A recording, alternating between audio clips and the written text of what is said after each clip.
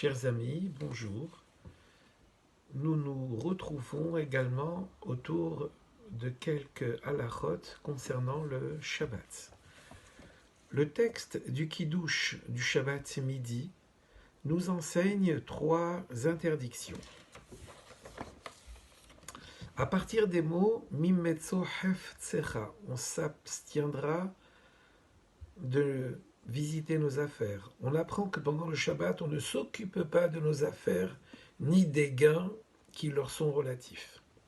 Des mots Merasot Derachecha, tu t'abstiendras d'aller dans des chemins qui ne sont pas utiles le Shabbat. On apprend qu'on ne court pas le Shabbat comme on le ferait pendant le Hol, pendant les jours de la semaine.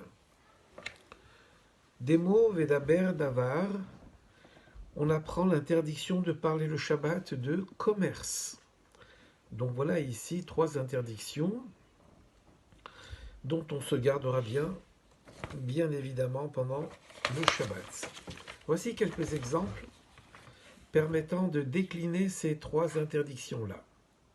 On ne pourra pas, pendant le Shabbat, se rendre sur le lieu de nos activités pour en vérifier l'état pendant Shabbat. On ne peut pas dire, tiens, je passe par ici, je jette un petit coup d'œil sur ce qui serait nécessaire de faire, sur ce qui a été fait. Ça, on ne peut pas, Shabbat. On ne pourra pas non plus, pendant le Shabbat, se rapprocher physiquement du lieu de nos affaires, de façon à ce que nous en soyons au plus proche, dès que le Shabbat sera sorti.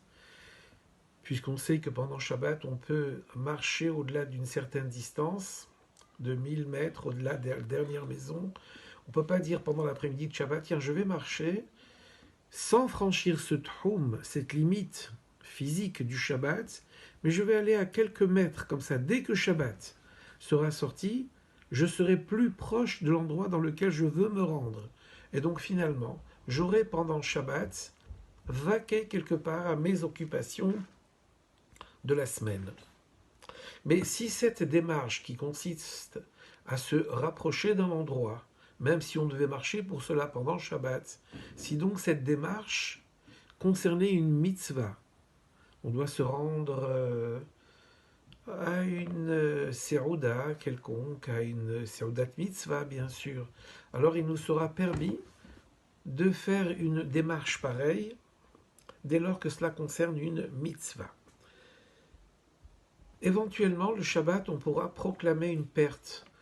On peut dire qui a perdu ceci ou cela, parce que proclamer une perte, eh bien, c'est une mitzvah de la Torah, puisqu'on doit rendre un objet qui a été perdu, c'est ce qui s'appelle Hashevat Aveda, rendre une perte à son propriétaire. D'ailleurs, il n'y a pas qu'une perte physique que l'on puisse rendre. Quelqu'un qui aurait perdu un petit peu les contours de son identité, c'est aussi une perte.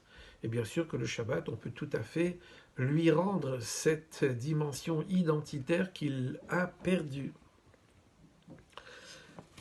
On sera également, le Shabbat,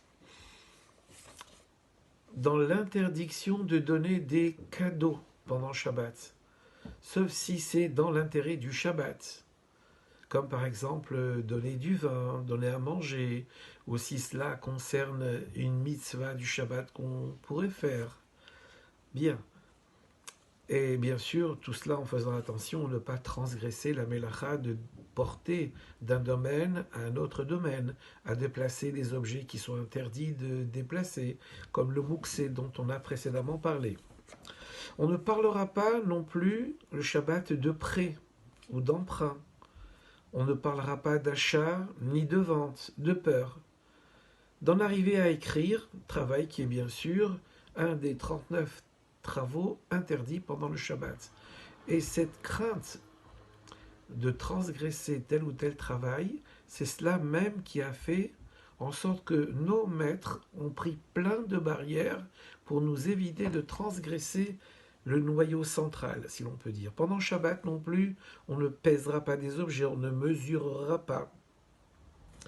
Et une chose très importante également, on ne dira pas des paroles futiles pendant Shabbat. On ne racontera pas non plus des choses qui font de la peine à entendre. Parce que le Shabbat, finalement, c'est un jour tout à fait particulier, bien sûr. C'est un trésor dont Dieu nous a gratifié. Et pendant Shabbat, eh bien, on doit s'adonner à la prière, on doit s'adonner à l'étude. Et rappelons-nous que la Torah a été donnée à Shabbat. C'est pour dire que pendant le Shabbat, on doit pouvoir se tourner vers la dimension spirituelle de ce jour et laisser de côté tout ce qui évoquerait la dimension hol, la dimension profane, pour laquelle on a toute la semaine si l'on veut s'y consacrer. À bientôt si Dieu veut.